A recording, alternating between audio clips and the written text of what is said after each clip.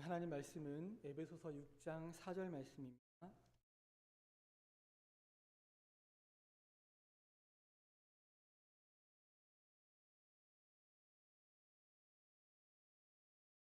에베소서 6장 4절 말씀 한 절 합독해서 읽겠습니다. 또 아비들아 너희 자녀를 노엽게 하지 말고 오직 주의 교훈과 훈계로 양육하라. 삼성의 고 이병철 회장이 마음대로 하지 못했던 것 세 가지가 있다고 합니다.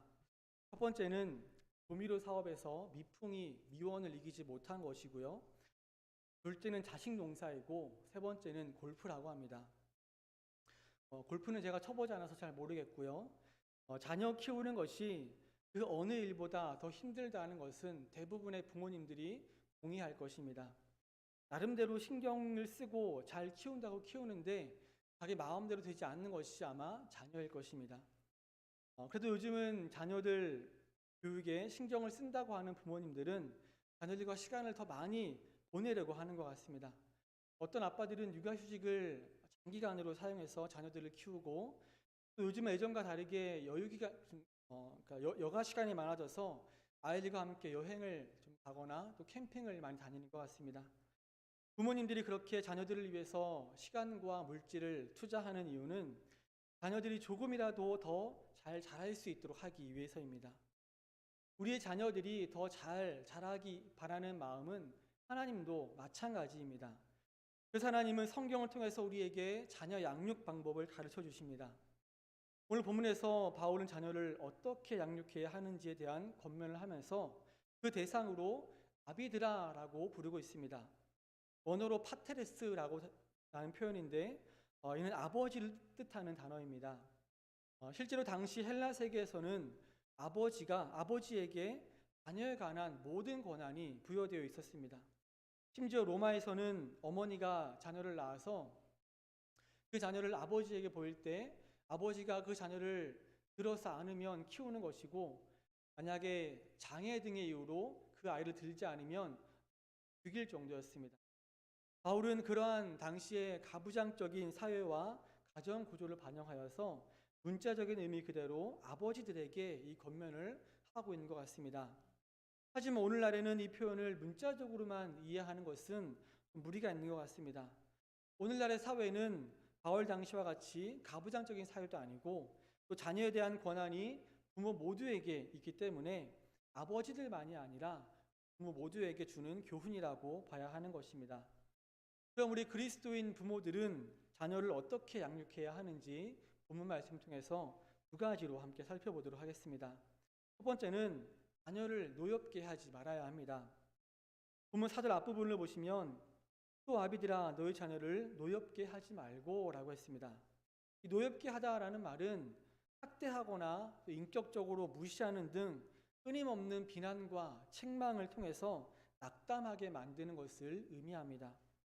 자녀를 노엽게 하지 말라고 하는 이런 권면은 아버지의 권위가 절대적이었던 그 그리스 로마 시대에는 매우 이례적인 것이었습니다. 헬라 세계에서 가장은 자녀들에 대해서 절대적인 권위를 가지고 있었습니다. 특히 로마 사회에서 가장은 가족 구성원들 모두에 대해서 절대적인 권위를 휘둘렀는데 조금 전 말씀드린 바와 같이 장애를 가지고 태어나는 자녀를 죽일 수 있었고 원치 않는 딸은 버리거나 노예로 팔 수 있었습니다. 또 성인이 된 자기 아들을 때리고 옥에 가두는 것은 물론이고 심지어 죽일 수도 있었습니다. 이런 사회에서 자녀들은 인격적인 존재로 대접받기가 어려웠고 부모 때문에 기분이나 또 감정이 상하는 일이 굉장히 많았을 것입니다. 부모가 아무리 화나게 하더라도 자녀들은 묵묵히 참을 수밖에 없었을 것입니다. 그런데 바울은 그런 사회적인 분위기와는 다르게 자녀를 노엽게 하지 말라고 권면하고 있는 것입니다. 부모가 자녀를 노엽게 하는 원인은 어디에 있을까요? 그것은 부모들이 자녀를 훈계하되 자기들의 권위와 자기들의 방법, 자기들의 표준을 고집하다가 그 자녀들이 잘 순종하지 않는 경우에는 혈기와 울분에 끌려서 악담이나 폭력을 사용하여 자녀를 노엽게 하는 것입니다. 부모가 그 자녀에게 자기들의 권위를 남용하여 지도할 때에는 필연적으로 이런 실패에 빠지고 마는 것입니다.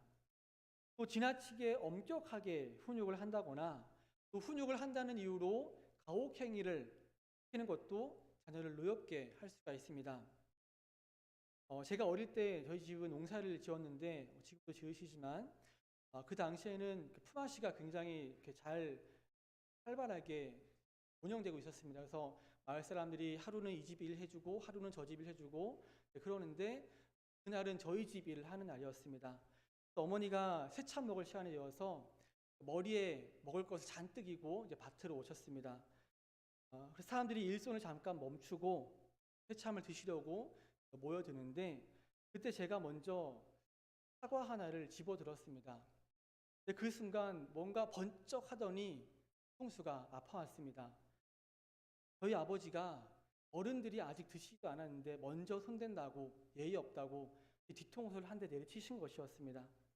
그때 제 나이가 10살 정도 되었던 것 같은데 10살짜리 아이가 맞기에는 너무 세게 때린 것이었습니다. 순간 제 두 눈에서는 닭똥 같은 눈물이 떨어졌습니다. 지금은 그 일이 추억이지만 그 당시에는 너무 상처가 되었었습니다. 그냥 말로 해도 되는 일을 너무 가혹하게 훈육하신 게 아닌가 하는 생각이 듭니다. 또한 우리가 여러 자녀들 중에서 어느 한 자녀를 편애하는 이유로 자녀를 노엽게 할 수 있습니다. 성경에도 그 편애로 인해서 아주 큰 문제가 발생했던 가정이 있었는데 바로 야곱의 가족입니다. 야곱에게는 12아들이 있었는데 그 중에 요셉을 제일 편애했고 요셉에게만 채색 옷을 만들어 입혀주었습니다. 야곱의 그런 편애는 다른 자녀들을 노엽게 했고 그들은 요셉을 시기하게 되고 또 미워하게 되었습니다. 그러다 기회가 생겨서 요셉을 원래는 죽이려고 했다가 노예로 팔게 되고 아버지에게는 요셉이 짐승에게 당했다고 거짓말을 했습니다. 야곱이 요셉을 편애하지만 않았어도 그런 비극은 일어나지 않았을 것입니다. 이렇게 자녀를 노엽게 하면 그 자녀들도 참 불쌍하고 피해를 입게 되지만 그 자녀를 노엽게 했던 부모 역시 피해를 입을 수밖에 없습니다. 그래서 부모님들은 자녀를 노엽게 해서는 안 되는 것이죠. 그렇다고 징계도 하지 말라는 것은 아닙니다. 잠언 29장 15절 말씀 보시면 채찍과 꾸지람이 지혜를 주거늘 의무로 행하게 버려둔 자식은 어미를 욕되게 하느니라고 했고요. 잠언 13장 24절에서는 매를 아끼는 자는 그의 자식을 미워함이라 자식을 사랑하는 자는 근실이 징계하느니라 라고 했습니다. 자녀가 잘못한 것이 있으면 그에 합당한 징계가 당연히 있어야 합니다. 그런데 너무 지나치게 하는 것이 아니라 자녀들을 노엽게 하지 않는 한에서 징계해야 하는 것입니다. 당시의 시대적 가치와 사회적 분위기에 젖어 있던 그리스도인 부모들은 바울의 권고를 받아들이기 쉽지 않았을 것입니다. 그러나 바울은 그들이 세상과 다른 삶의 원리와 방식을 따라 살기를 원했습니다. 가정에서 그들은 자녀들을 바라볼 때 하나님의 관점에서 보아야 하고 자녀들과의 관계를 주 안에서 새롭게 정립해야 합니다. 믿음을 가진 자녀들은 부모의 소유물이 아니라 하나님의 형상으로 창조된 고귀한 존재들이며 하나님을 따라 참된 의와 거룩함으로 지음을 받은 새 사람들입니다. 그들은 육신의 자녀이면서 동시에 하나님의 사랑을 받는 자녀들입니다. 따라서 그리스도인 부모들은 자녀들을 하나님의 형상으로 창조된 고귀한 존재로 인정하고 그들의 인격과 감정 그리고 그들의 의사를 존중할 줄 알아야 합니다. 자녀들을 노엽게 할 수 있는 모든 잘못된 태도와 말과 행동을 하지 말아야 합니다. 권위의 남용, 지나치게 엄한 훈련, 지나친 요구, 또 불공평한 태도, 지나친 잔소리 이런 것들을 피해야 하는 것입니다. 이렇게 우리가 자녀들을 노엽게 하지 말아야 하는 목적이 있는데 그 목적은 자녀들이 낙심하지 않도록 하기 위함입니다. 골로새서 3장 21절 말씀 보시면 아비들아 너희 자녀를 노엽게 하지 말지니 낙심할까 함이라고 했습니다. 여기서 낙심하다라는 말은 열정을 잃어버리다, 또 의기소침하다, 심령이 상하다 이런 뜻입니다. 열정과 용기를 잃은 자녀에게는 미래가 없습니다. 성장기의 자녀에게 가장 필요한 것은 사랑 어린 격려입니다. 자녀에 대한 지나친 기대나 자녀의 재능과 취미를 전혀 고려하지 않는 부모들만의 일방적인 강요는 자녀를 낙심하게 만듭니다. 부모들은 자신의 꿈을 이루기 위한 도구로 자녀를 교육하지 말아야 합니다. 자신의 자랑으로 삼기 위한 도구로 사용하지 말아야 합니다. 오직 하나님께서 그들에게 허락하신 달란트를 발견하여서 그것을 가지고 주님을 위해서 한평생을 살 수 있도록 양육해야 하는 것입니다. 우리 자녀를 노엽게 하지 않기 위해서는 우리의 자녀가 내 자녀가 아니라 하나님의 자녀라는 것을 우리는 기억해야 합니다. 저도 자녀들을 키우면서 아이들에게 화가 날 때가 있지 않겠습니까? 그래서 더 이상 참지 못하고 가끔씩 화를 내거나 짜증을 낼 때가 있는데, 가끔씩 그런 저의 모습을 보고 아내가 한마디를 합니다. 우리 아이들한테도 교회에서 주일학교 아이들 대하듯이 대해보라고 이렇게 말을 합니다. 네. 교회에서 주일학교 아이들이 어떤 잘못을 해도 화를 내거나 짜증을 내지 않습니다. 내 자녀가 아니기 때문에 함부로 대할 수가 없는 것이죠. 마찬가지로 내 자녀가 내 자녀가 아니라 하나님의 자녀라는 것을 기억한다면 그렇게 함부로 화를 내거나 짜증을 내서 자녀를 노엽게 하는 일은 없을 것입니다. 요즘은 자녀들이 아주 어릴 때부터 이제 어린이집을 다니는 경우가 많은데, 우리 그리스도인 부모들은 그 어린이집의 선생님과 같아야 한다는 생각을 많이 했습니다. 어린이집 선생님들은 다른 집의 자녀들을 잠깐 맡아서 돌볼 뿐이지 그 아이들을 돌보는 동안 진짜 그 아이들의 부모가 되는 것은 아닙니다. 그래서 아이들을 훈육한다는 이유로 아이들을 때리거나 화를 낼 수가 없습니다. 요즘 같은 시대에 그렇게 했다가는 큰일이 나겠죠. 어린이집 선생님들 중에는 정말 아이들을 좋아하고 사랑해서 지극정성으로 돌봐주는 선생님들도 물론 계시겠지만, 그게 일이기 때문에 또 돈을 벌어야 하기 때문에 어떻게든 아이들을 이뻐해주고 잘 돌봐서 그 부모님들 마음에 들게끔 해야 합니다. 우리도 마찬가지로 우리의 자녀들은 내 자녀가 아니라 하나님께서 우리에게 잠깐 맡기신 하나님의 자녀들입니다. 하나님의 자녀를 어떻게 내 마음대로 때리고 화를 내고 짜증을 내서 그들을 노엽게 할 수 있겠습니까? 그래서 그리스도인 부모님들은 자기의 자녀가 내 자녀가 아니라 하나님께서 맡기신 하나님의 자녀라는 것과 자기는 그저 어린이집 선생님이라는 생각을 갖게 되면 자녀를 노엽게 하는 일이 더 줄어들 것입니다. 그리고 자녀들의 모습을 보면서 그 모습이 좀 답답할 때도 있고, 또 그래서 화가 나고 짜증이 날 때가 많은데, 먼저 화를 내고 짜증을 낼 것이 아니라 그 전에 나는 어땠나 하고 자신의 모습을 돌아볼 필요가 있을 것 같습니다. 저도 아이들의 모습을 보면서 답답해할 때 아내가 옆에서 이렇게 얘기합니다. 컨트롤 C, 컨트롤 V라고 얘기합니다. 여러분, 우리 어르신들은 이제 인터넷을 보다가 좋은 글이 있으면 복사해서 나랑 친한 친구나 가족들한테 카톡창에 붙여넣기 해서 보내지 않습니까? 컨트롤 C가 복사하는 거고요. 컨트롤 V가 붙여넣기 하는 겁니다. 그러니까 제가 답답해하는 아이들의 그 모습이 저랑 똑같다는 겁니다. 그 중에 어떤 건 동의가 되지 않는 것도 물론 있지만, 제 3자의 입장에서 보는 게 아마 더 정확하지 않을까 생각을 합니다. 여러분의 자녀들을 보면서 답답함을 느낄 때, 또 화가 날 때, 짜증이 날 때 그 모습은 누구를 닮았겠습니까? 아마도 컨트롤 C, 컨트롤 V일 것입니다. 자녀들이 조금 답답하더라도 저게 나였구나 하는 생각을 하면서 참아보면 자녀를 노엽게 하는 일이 많이 줄어들 수 있을 것입니다. 자녀는 내 소유물이 아닙니다. 하나의 인격을 가진 소중한 존재들입니다. 내가 수고해서 낳았고 내가 수고해서 키우고 있지만 하나님의 자녀들입니다. 나는 그저 하나님의 자녀를 잠시 맡아서 키울 뿐입니다. 그러므로 자녀에게 지나친 요구를 하거나 너무 가혹한 훈육과 징계를 하는 등 그런 것으로 자녀를 노엽게 하지 말고 사랑으로 대하는 모든 성도님들 되시기를 바랍니다. 두 번째로 우리는 주의 교훈과 훈계로 자녀들을 양육해야 합니다. 부모에게는 자녀를 양육해야 할 책임이 있습니다.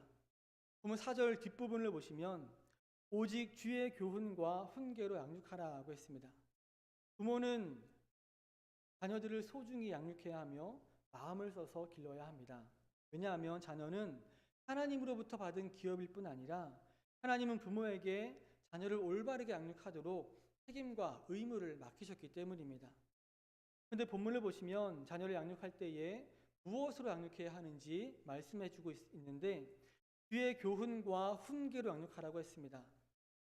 교훈으로 번역된 단어가 파이데이아라는 단어인데 이 단어는 어린이들의 훈련과 또 교육, 또 징계라는 의미가 있습니다. 그래서 훈련이나 훈육으로 번역할 수 있습니다. 이 단어가 디모데후서 3장 16절에서는 의로 교육하다라는 의미로 사용되었고 히브리서 12장 11절에서는 징계하다라는 의미로 사용되었습니다. 이어서 나온 훈계에 해당하는 누데시아라는 단어는 고린도전서 10장 11절에서 경계라는 뜻으로 사용되었듯이 말로 어떤 사람을 가르치거나 교훈을 주는 그런 행위를 가리킵니다. 대부분의 부모님들은 이런 교훈과 훈계로 자녀들을 양육합니다. 때로는 자녀가 잘못했을 때 훈계를 내서 바른 길로 돌이킬 수 있도록 바로잡아줘야 합니다. 제가 초등학교 한 1, 2학년쯤 되었던 것 같은데 그때 하루는 친구가 학교에서 자기가 어제 엄마한테 욕을 했다고 말하는 거예요. 여자를 낮춰서 부르는 그런 욕을 했다고 말하는 것입니다. 아무리 어렸어도 엄마한테는 그런 말을 하면 안 되는 걸로 알고 있는데 그 말을 듣는 순간 그래? 엄마한테 그런 말 해도 되는 건가? 이런 생각을 하게 되었습니다. 그리고 그날 저녁 집에서 엄마가 저한테 잔소리를 조금 하시길래 저도 모르게 친구가 했다던 그 욕을 엄마한테 하고 말았습니다. 그때 저희 엄마가 애가 아직 뭘 잘 몰라서 그러는구나 하고 그냥 넘어갔다면 제가 어떻게 되었겠습니까? 하지만 그런 일은 없었습니다. 그 순간 엄마한테 아주 뒤지게 혼나고 엄마한테는 이런 말 하면 안 되는구나 하는 것을 확실하게 알게 되었습니다. 이렇게 부모님들은 교훈과 훈계로 자녀들을 바르게 인도하는 것입니다.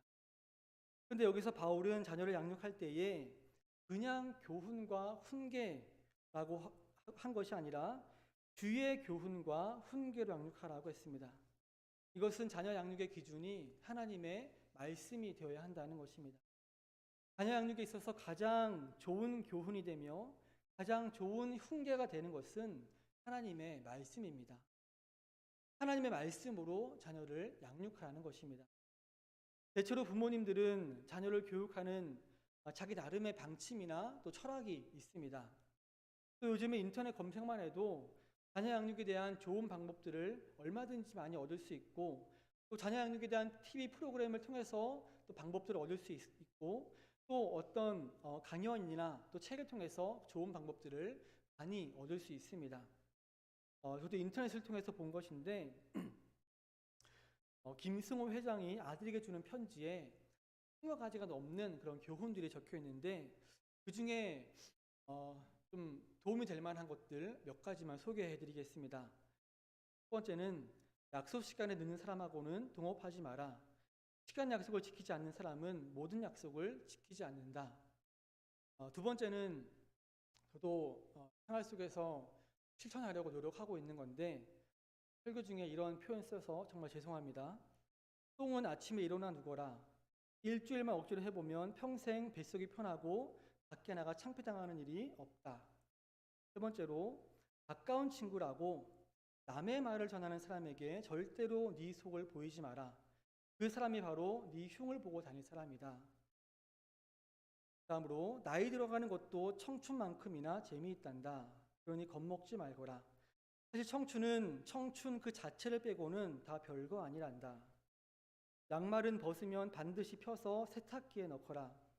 소파 밑에서 도넛이 된 양말을 흔드는 사나운 아내를 만나지 않게 될 것이다. 돈을 너무 가까이 하지 말거라. 돈에 눈이 멀어진다. 돈을 너무 멀리 하지 말거라.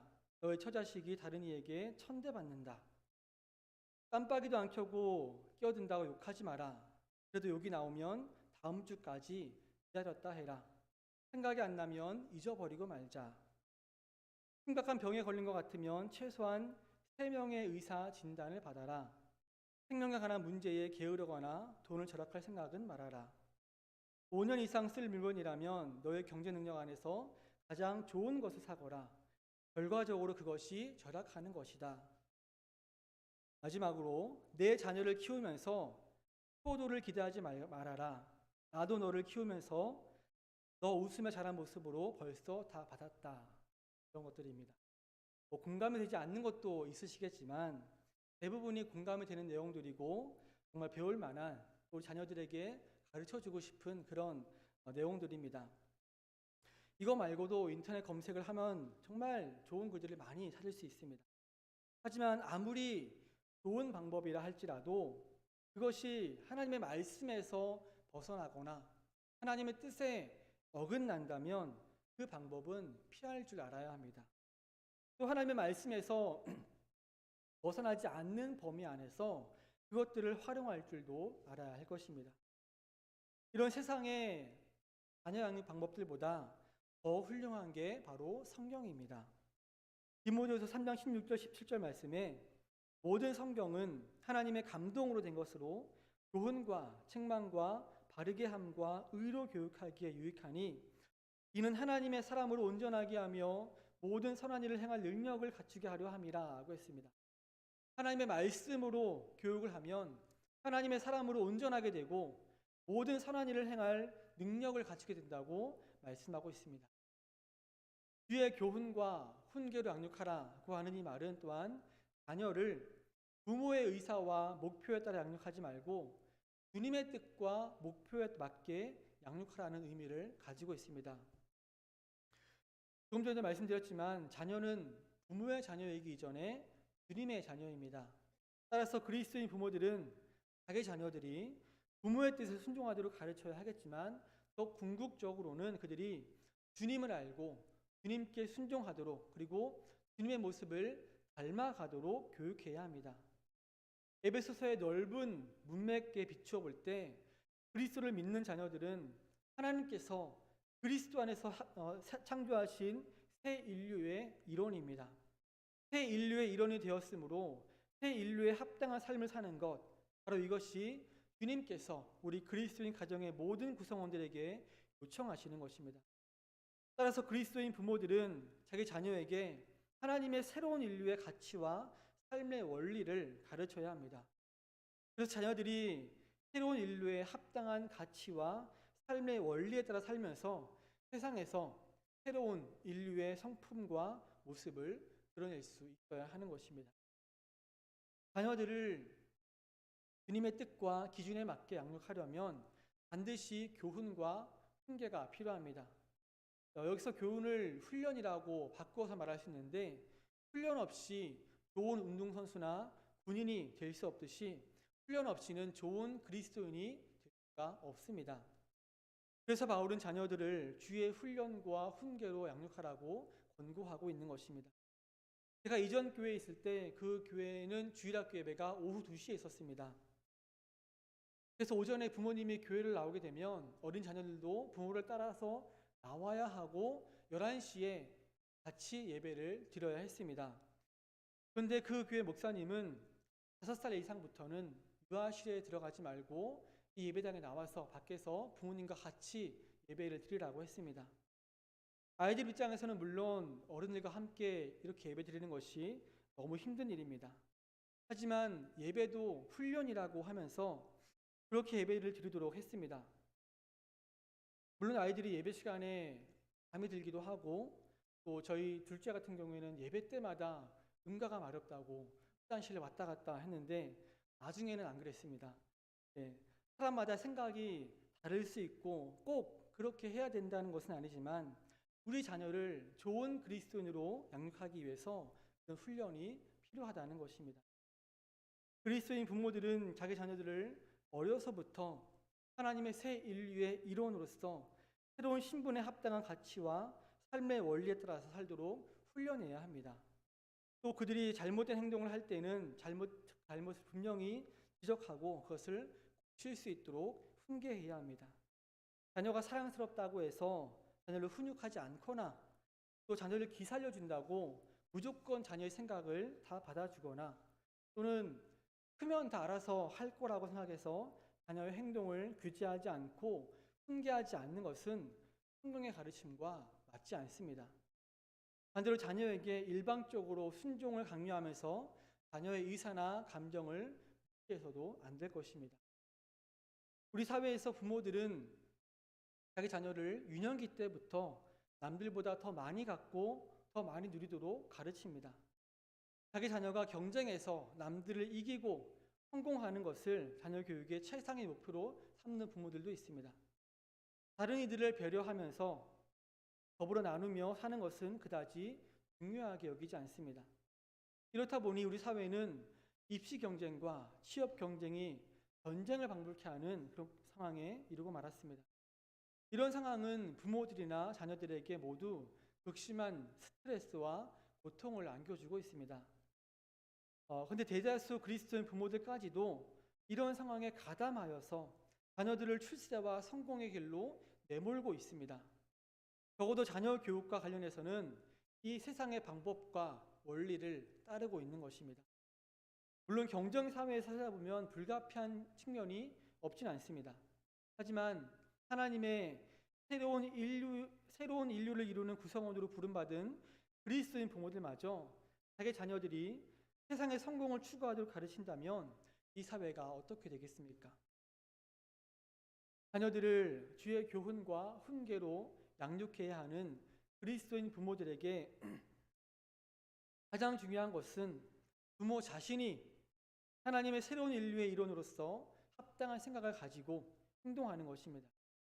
주의 교훈과 훈계로 양육하기 이전에 부모들이 먼저 주의 교훈과 훈계를 따라서 살아야 한다는 것입니다.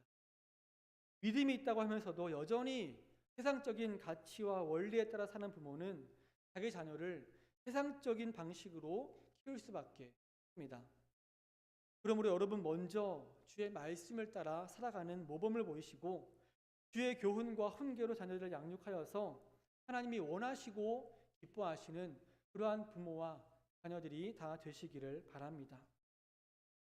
사랑하는 성도 여러분, 요즘은 가정에서 자녀들이 차지하는 비중이 굉장히 높아진 것 같습니다. 교회를 나오는 것도 부모를 따라서 아이들이 나오는 것이 아니라 아이들 따라서 부모님이 교회를 나오는 그런 시대입니다. 예전에는 자녀들이 아버지 앞에 꼼짝을 하지 못했는데 이제는 아이들 앞에 부모들이 꼼짝을 못하는 것 같습니다. 또 할아버지 할머니들은 더더욱 손주들 앞에 더 꼼짝을 못하는 것 같습니다.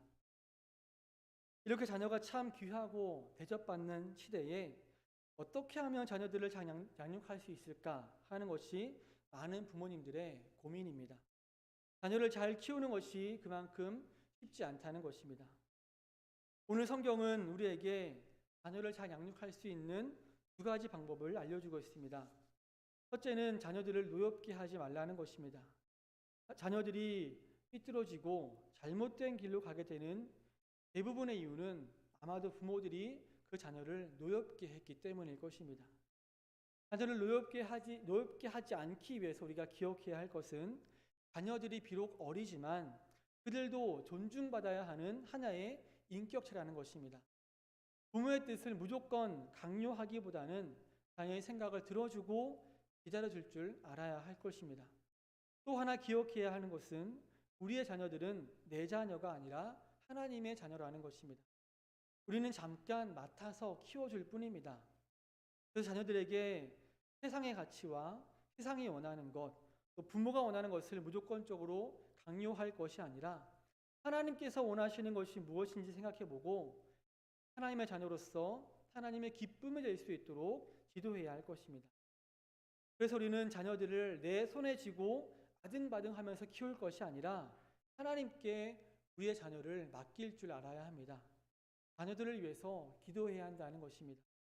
하나님이 지켜주실 때 우리 자녀들은 가장 안전합니다. 자녀를 잘 양육할 수 있는 두 번째 방법은 주의 교훈과 훈계로 양육하는 것입니다. 세상에 자녀 양육을 위한 좋은 지침서들이 많이 있지만 그 중에 제일은 바로 성경입니다. 세계에서 노벨상을 가장 많이 받은 민족은 유대인입니다. 세상 사람들은 그 이유를 유대인들의 독특한 교육 방식에 있다고 말을 하지만 저는 그 이유가 성경에 있다고 생각을 합니다. 유대인들은 비록 구약 성경만 믿고 있지만 그들은 하나님의 말씀을 듣고 배운 대로 삶 속에서 실천합니다.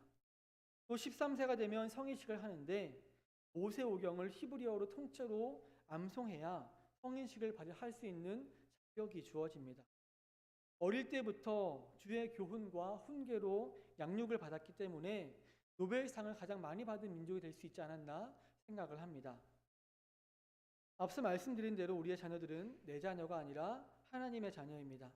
그래서 자녀들을 양육할 때에 이 세상의 가치와 기준으로 혹은 나의 철학과 생각으로 양육할 것이 아니라 주의 교훈과 훈계로 양육해야 하는 것입니다.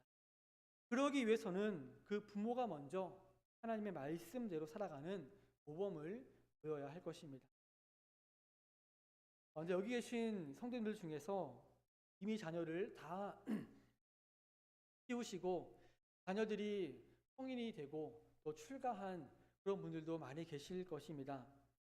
그런 분들이 오늘 설교를 들으시면서 자기랑은 별로 상관이 없는 말씀이라고 생각하실 수도 있는데 그렇게 생각하시면 안 됩니다. 우리는 이 세상에서 눈을 감는 그날까지 하나님의 말씀대로 살아가는 모범을 보여야 합니다.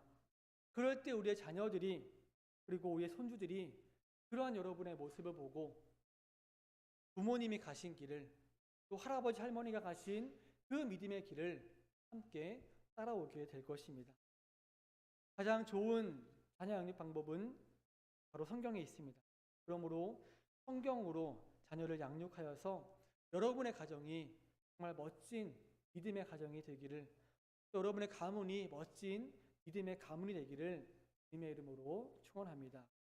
그냥 기도하실 때에 우리 말씀을 기억하시면서 기도하겠습니다. 우리가 우리의 자녀 양육 방법은 어땠나 한번 조용히 생각을 해보시면서 자녀를 노엽게 하는 부모가 아니라 하나의 소중한 인격체로 존중할 줄 아는 그런 부모가 되게 달라고 기도하시고, 또 세상의 방법과 가치로 자녀를 양육하는 것이 아니라 주의 교훈과 훈계로 양육할 수 있도록 위해서 기도해 주시고요. 그래서 우리 자녀들이 믿음으로 잘 자라서 이 어두운 세상에 선한 영향력을 행사하며 하나님의 기쁨이 되는 자녀들 될 수 있게 달라고 조용히 기도하시겠습니다.